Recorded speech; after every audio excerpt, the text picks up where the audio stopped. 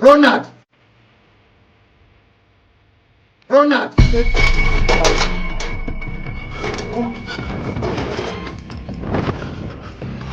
Baba, shikamoo. Nani baba yako? Nani baba yako?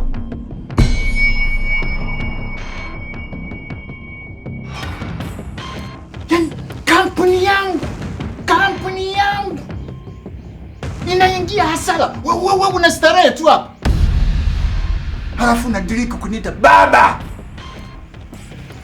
Hivi wewe una uchungu na kazi yangu?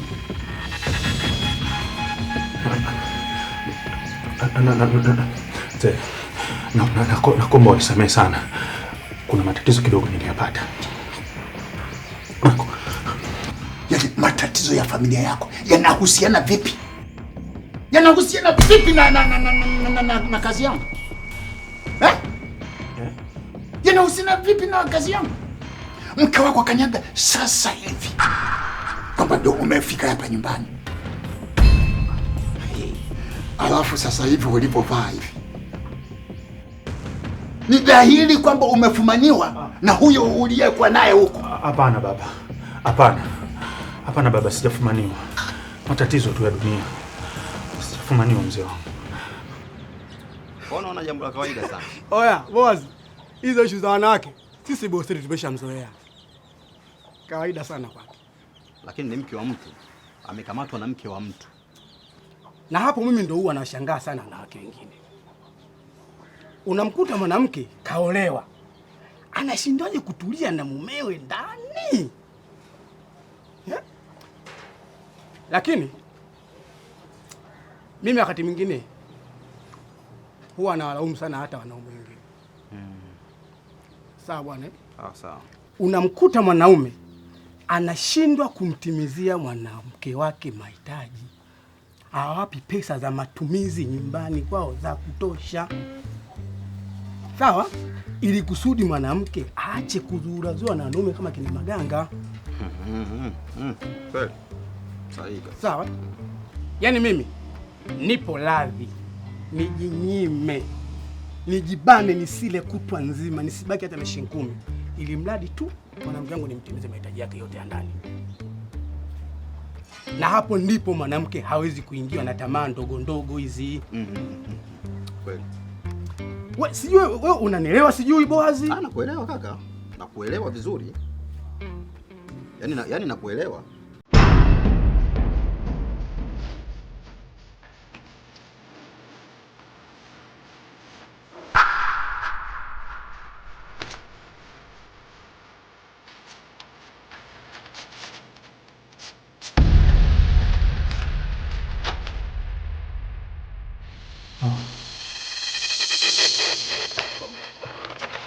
Bosi.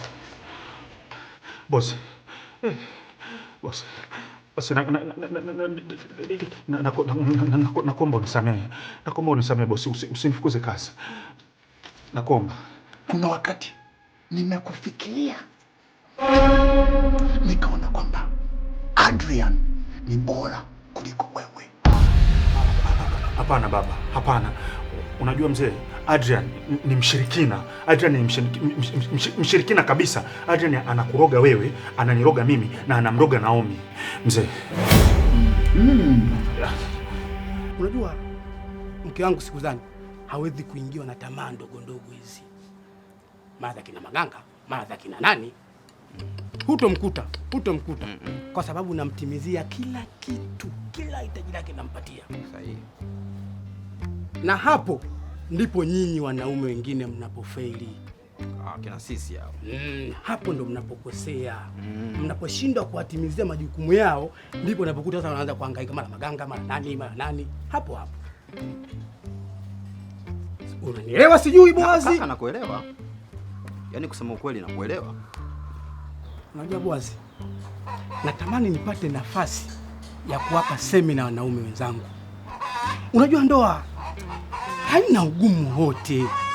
Yaani ukimwelewa tu mwanamke wako jinsi gani ya kuishi naye, wala haikusumbui. Yaani Dani, ukipata hiyo nafasi ya kutoa semina, mimi mwenyewe natamani niwe mwanafunzi wako. Yaani wewe unanipa hizo darasa. Sasa wewe unanielewa. Kaka, natamani kuwa kama wewe.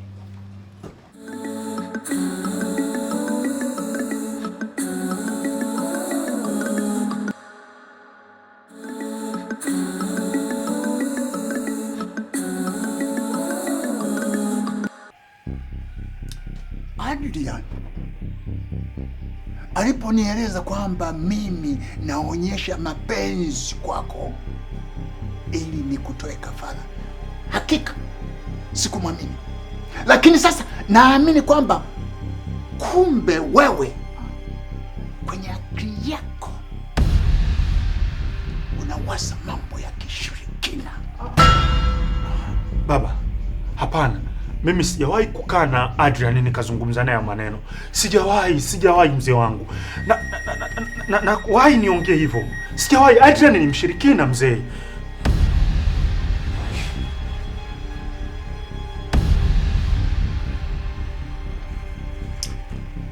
Haya maneno ya Adrian sio ya kutungwa.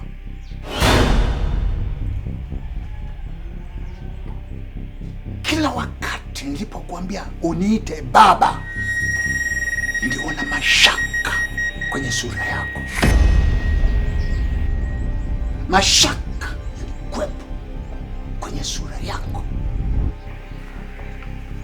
Mwanzoni nilimwamini mama yako, ila kuna jambo nimesema leo lazima nikwambie. Kuna jambo nimekuficha muda mrefu sana, miaka mingi sana Andrew. Kwa nimeona nikwambie. Jambo gani hilo?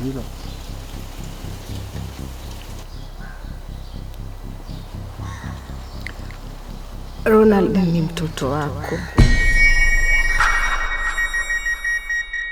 sio mtoto wa mume wangu.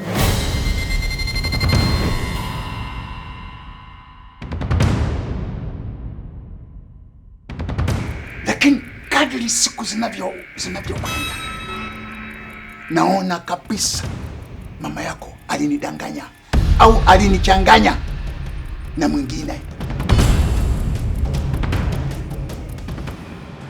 Sumona, ndoa yangu imenyooka,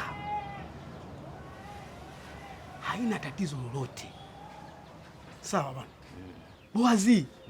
Akili Boazi, wana mwenzangu atumie akili. Yaani ukiwa na akili ambayo imetulia vizuri kwenye ubongo wako, yaani ukaiweka vizuri, mwanamke akusumbui.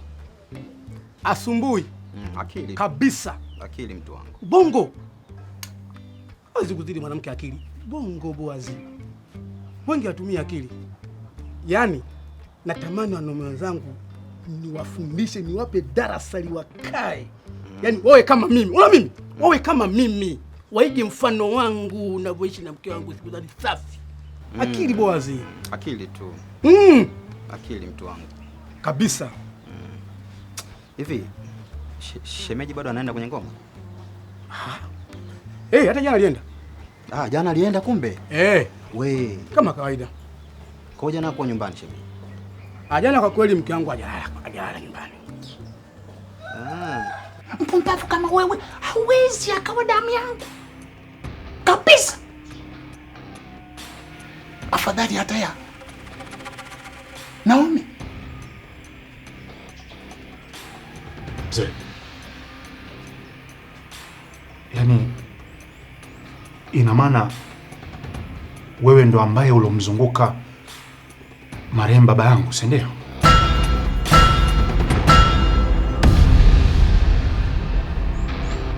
Ronald, nimekufukuza kazi na hilo ndio lililonileta hapa mimi.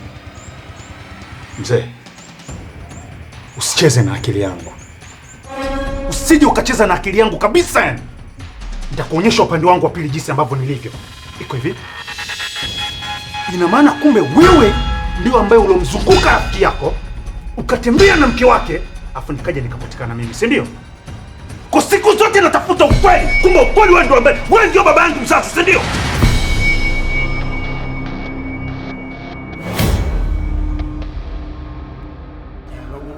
unajua Boazi, mwanamke ukimbana sana ndo unampa nafasi za kufanya mambo yake. Lakini mwanamke ukimwacha huru, humfuatilii mambo yake, aisee anajiseti mwenyewe. Anajiseti. Hawezi kufanya ujinga. Kwa sababu anajua kwa nini kaniacha huru. Kwa hiyo yani anajiseti mwenyewe tu. Sawa sawa. Usisumbuke na mwanamke kumbana bana aisee. Ndio. Sasa ndugu yangu, mimi kuna kitu nataka nikwambie. Sawa ndugu yangu? Ndio. Wewe si ndugu yangu? Kabisa. Damu moja kabisa. Lakini hebu leti kwanza hivi vitu nikushikie. Ni nini tena? Naomba tu, naomba tu. Hujachange lakini. Hamna shida, nakushikia tu, sinakusaidia. Okay. Nakuuliza wewe ndio baba yangu mzazi? Mama yako alinidanganya. Narudia tena kusema kwamba wewe ufanani kuwa mwanangu.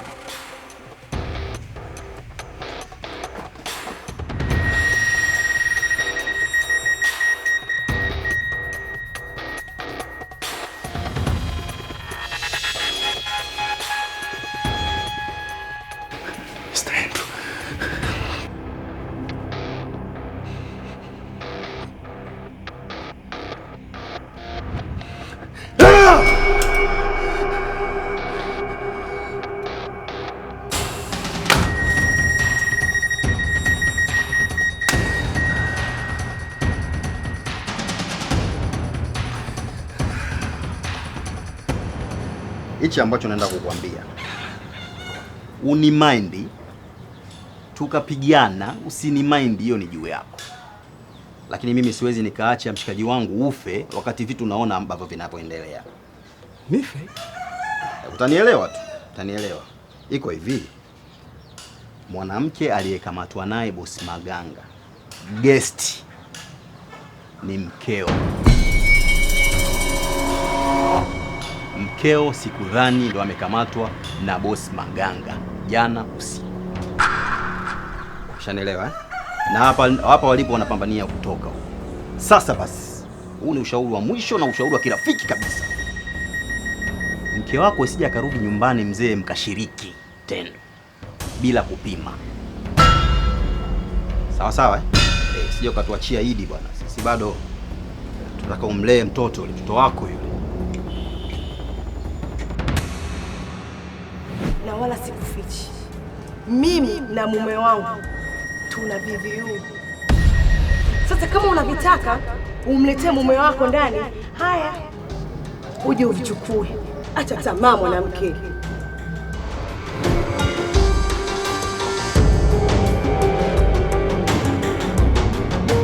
Wazi!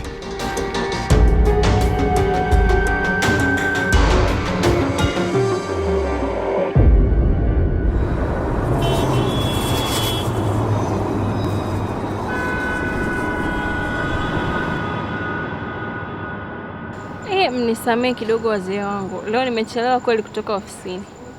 Wala usijali mwanangu. Sisi ni wastaafu. Sisi tuko muda wote tunapotuhitaji.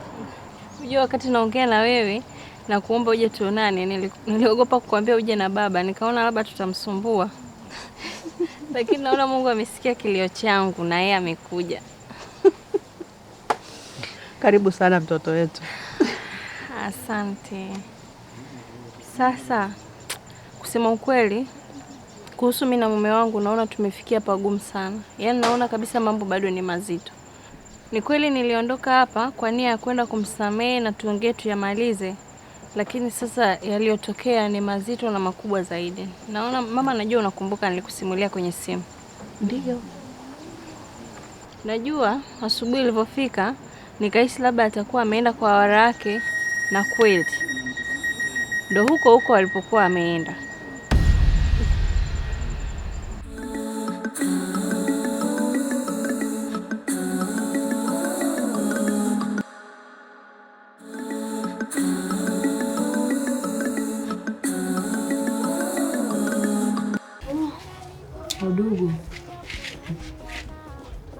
Udugu jua nimekoma. Yaani amenishuka shuu. Yaani kilichotokea Mungu mwenyewe kanipigania mzee. Na mizimu ya bibi yangu. Kwa kweli. Kwa sababu hata mimi mwenyewe naona huyo bwana mbona kama unanukusi naye vile. Wala sio hata mambo ya nuksi. Mimi nahisi yule mke wake anafanya mambo ya hivi ili akifanya mambo yake mengine yote huko yeye anabuma. Shoga yangu hapana.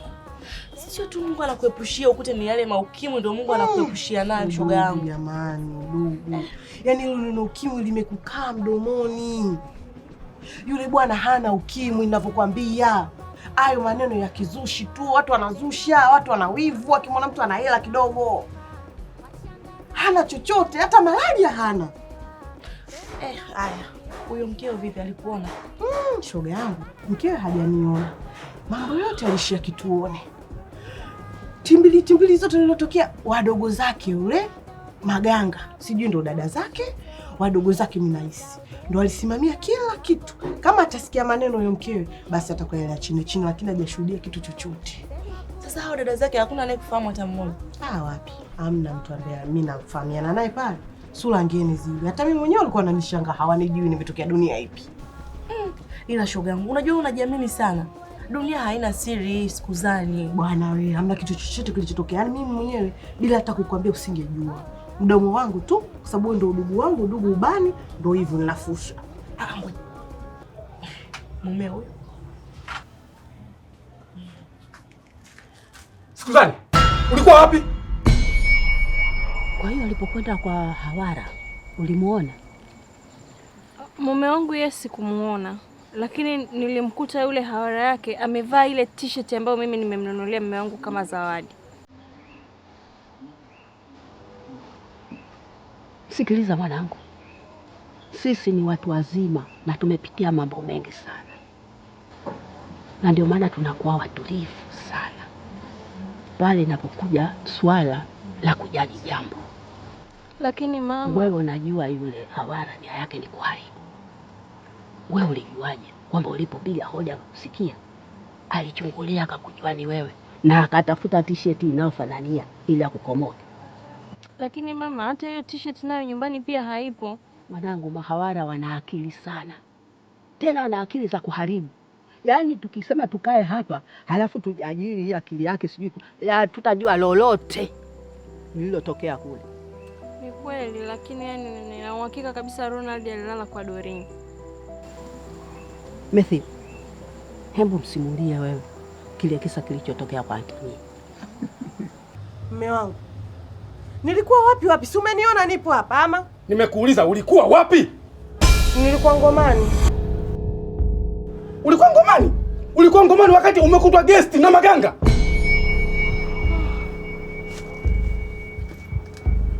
Mume wangu, mimi udugu mimi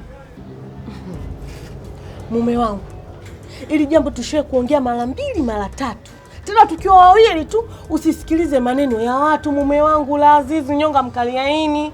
Kwa nini upendi kunisikiliza Hao unaowasikiliza hawana ndoa. Kumbuka mume wangu, hawana hata wanawake, hawajui misingi ya kuishi hata na mwanamke. Wewe umepata mwanamke, wanaona wivu. Mume wangu, amini kila unachokiona. Umenifumania papa ndo ukiamini. Wewe unaamini maneno ya nje. Mume wangu umenyong'onyesha kusema ukweli. Mume wangu mbona nakupenda. Siwezi kufanya kitu kama hicho. Mimi jana nilikuwa ngomani nafanya mila. Imekuwaje? Watu wengine mtangu unanichanganya sana bwana. Jamani. Mimi nakumbuka kile kipindi ambacho mimi na mke wangu tuliondoa tofauti zetu zote, tunaelewana, tufahamiana vizuri. Lakini kuna mzazi mwenzangu anaitwa Antonio. Alicheza mchezo pale. Kuna mhudumu kwenye sehemu ambayo tumekwenda, ambayo tumeizoea mimi na mke wangu kwenda.